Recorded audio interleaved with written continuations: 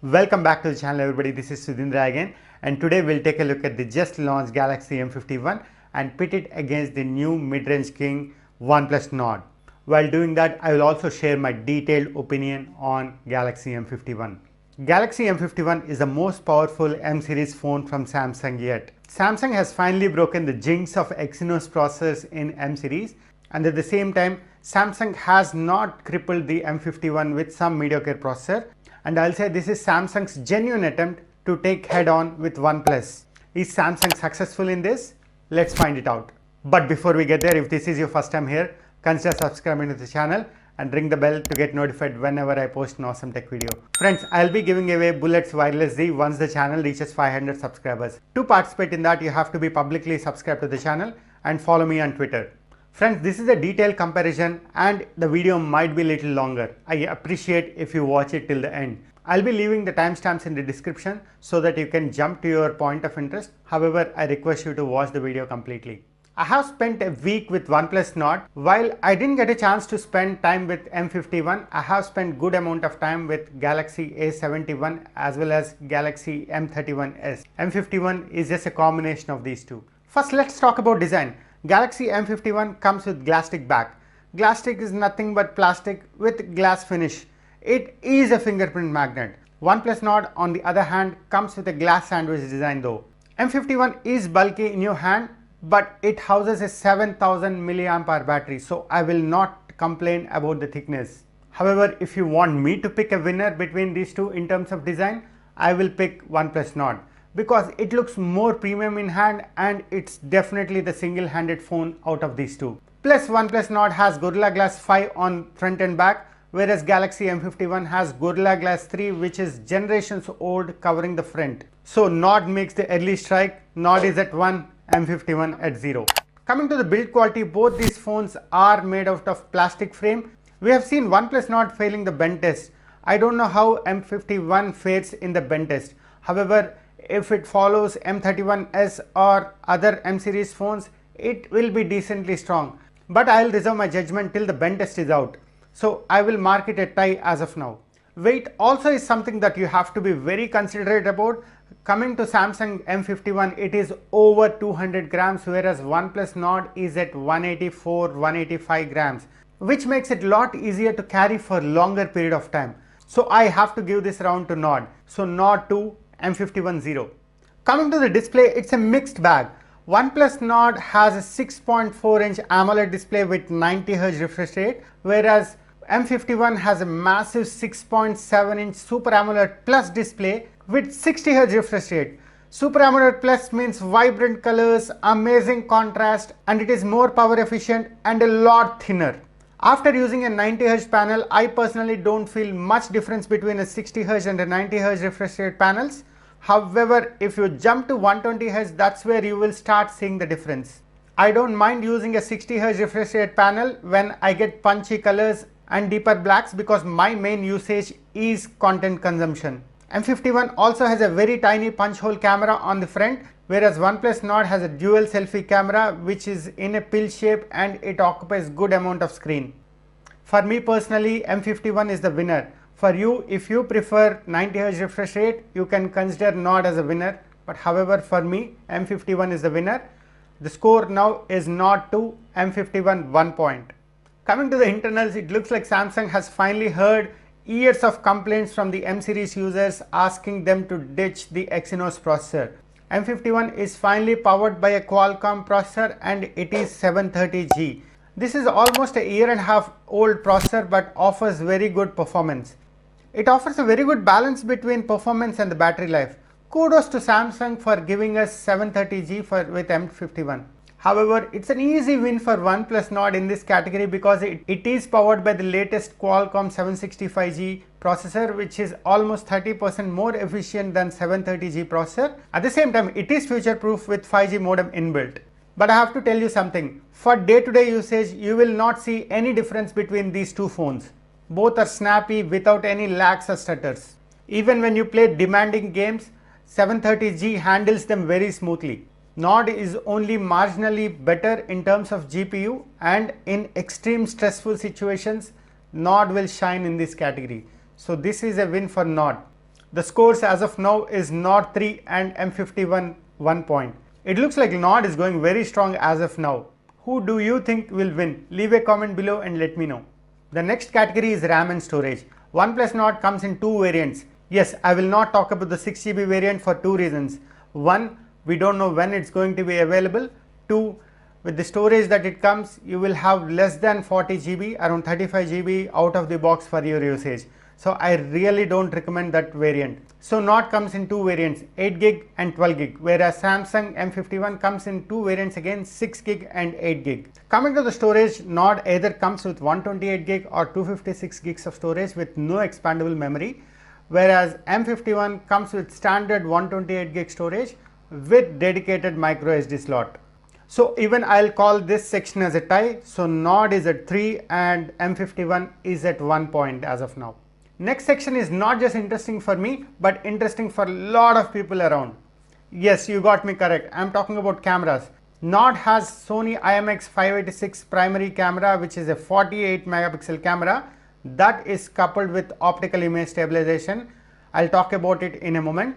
Samsung M51 on the other hand has a Sony IMX682 sensor, which is a 64 megapixel sensor without optical image stabilization. Both the phones click crisp and sharp images in broad daylight, but with more megapixels, M51 has a lot details in each and every photo without a doubt. But when it comes to low light, Nord has an edge with its optical image stabilization. But both OnePlus and Samsung has to do lot of homework on their night modes. The colors are more punchy on Samsung and little muted on OnePlus. It depends on what kind of colors you like.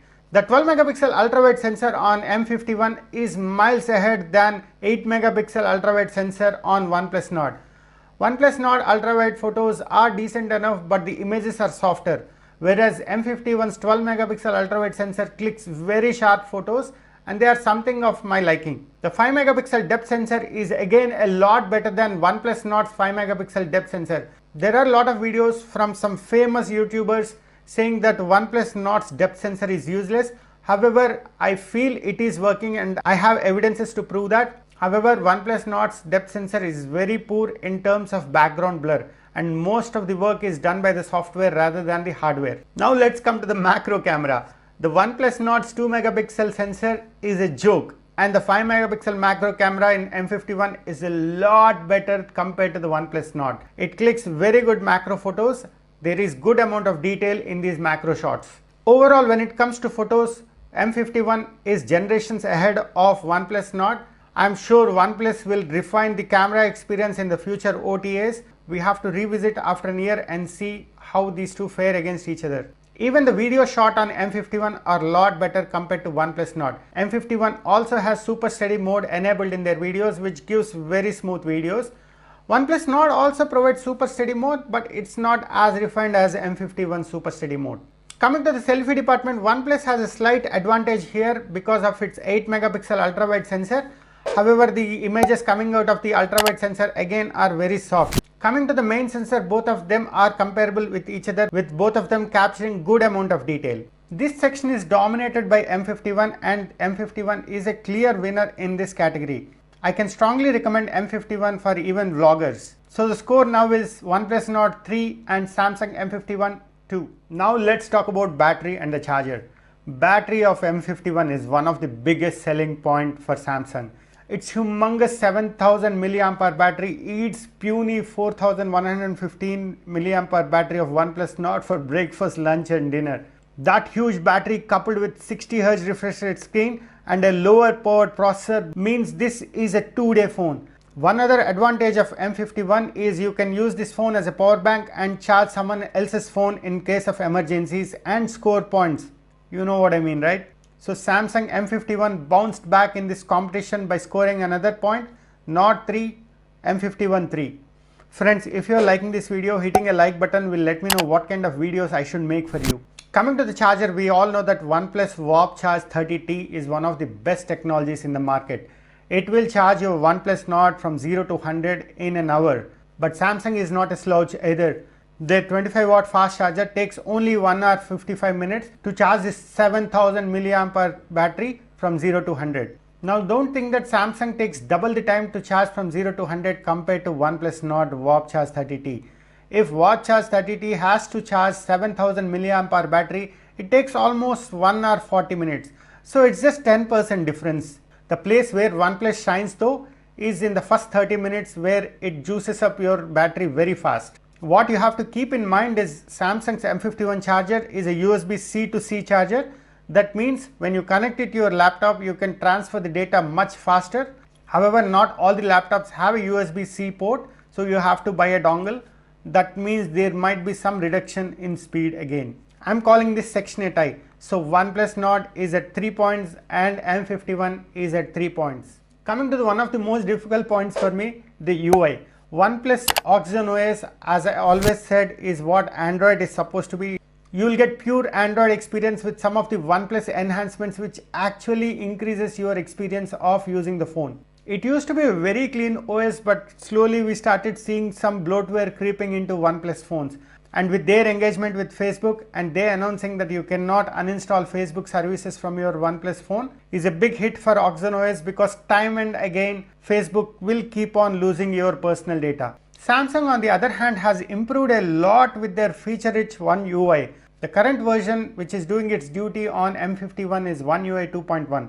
One UI 2.1 has won lot of accolades in the last 1.5 years. That coupled with Samsung's promise that it will give 2 years of updates on Android makes this also a very good operating system on the top of Android OS.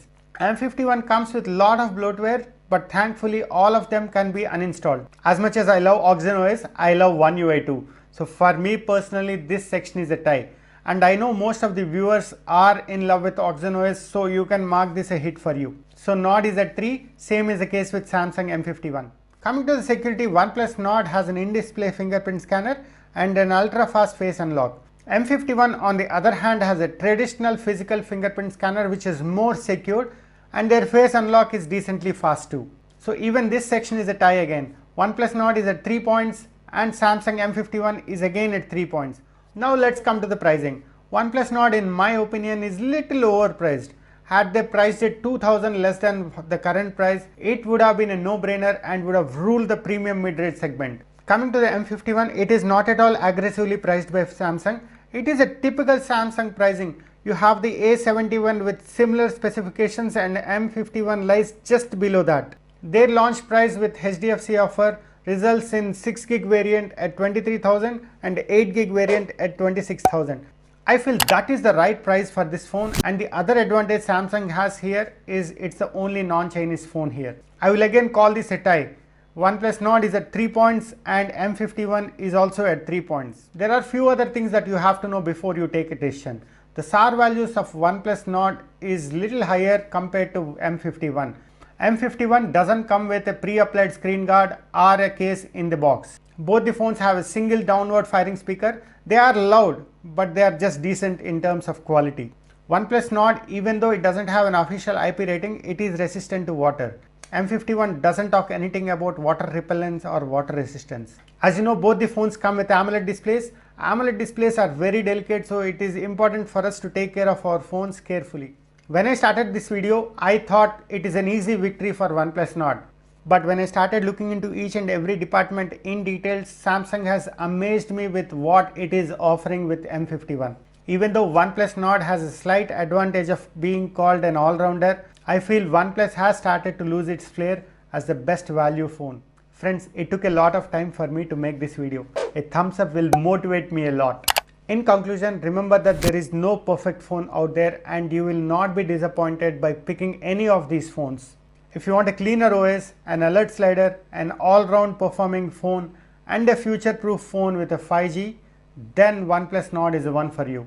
But if you are a content consumer, you watch a lot of YouTube, Netflix Prime, listen to a lot of music over wired headphones, yes, M51 has a 3.5mm jack, and you want a better camera phone and a phone that lasts for 2 days, M51 is a phone for you. But recently Realme has dropped a bomb in the form of Realme 7 Pro, which in my opinion is the best phone under 25,000.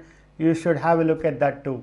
What do you say? You let me know in the comments which phone are you going to buy. I do my best to answer every question, and if you have any questions at all, leave them in the comments below. You can follow me on my other social media and you can join my community in Telegram where you can interact with me directly. If you like this video, do let me know by giving it a thumbs up, tweet it, share it, and if you haven't joined yet, join the Tech Platter family by clicking the subscribe button below. See you in the next video. Alright, we're done.